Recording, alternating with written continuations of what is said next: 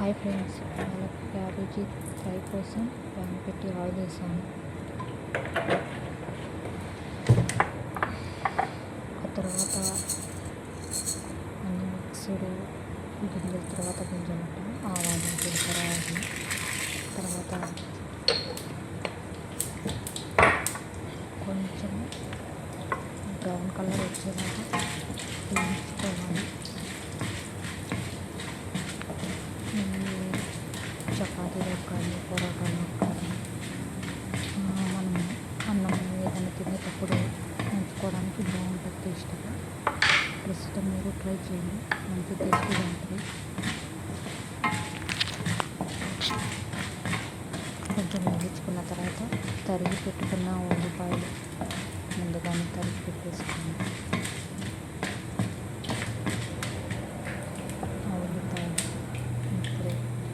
పచ్చిమిరపకాయలు, కరివేపాకు,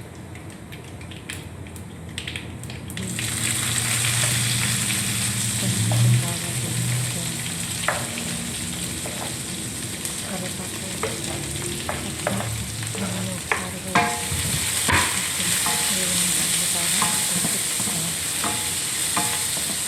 వాసన ఫ్లేవర్ వాసన ఒక 5 నిమిషాలు లభించాలి. కొంచెం బ్రౌన్ కలర్ ఉంటుంది.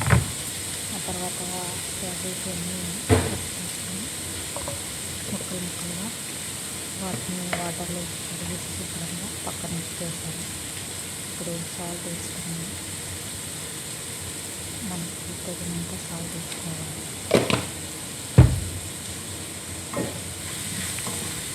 కొద్దిగా కలిపి పెట్టాలి. బాగా చేసి తర్వాత తరిగి పెట్టుకున్న క్యాబేజీ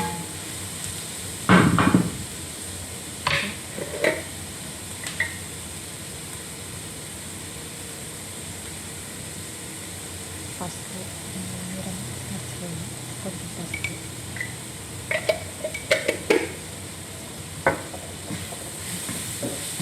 కొంచెం అటు ఇటు పెట్టేసిన తర్వాత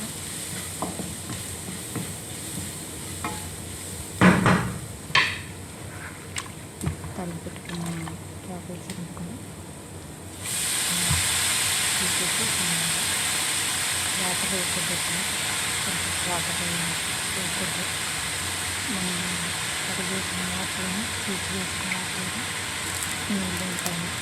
మన కర్రీ సరిపోతాయి. వాటర్ ఎక్కువ వేయకూడదు. వేసేసిన తర్వాత ఒక 5 నిమిషాలు ఇలా తిప్పేసి బాగా ఇటు బాగా కలిపి అటుపై మూత మీద పెట్టేసేయాలి.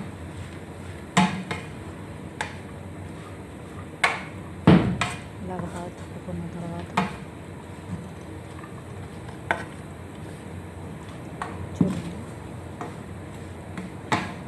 పచ్చిమిర్చికి ఆ పసుపుకి బాగా టేస్టీగా ఉంటాయండి. ఒకసారి మీరు చేయండి, మరీ చేసుకుంటుంటారు. చాలామందికి క్యాబేజ్ అంటే ఇష్టం ఉంటుంది, కానీ ఇలా చేసుకుని తినడం వల్ల వాళ్ళకి ఇష్టం ఉంటుంది. కారంగా కావాలనుకున్న వాళ్ళు కొంచెం ఇలా వెయ్యి మిరప్పొడి పౌడర్ లాగా అది కూడా తీసుకోవచ్చు.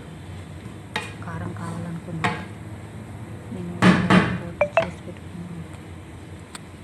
పచ్చిమిర్చి కాబట్టి ఒకటి కలిపి సారీ కొంతసేపు అయితే మూత పెట్టేసేయాలి. 5 నిమిషాలు.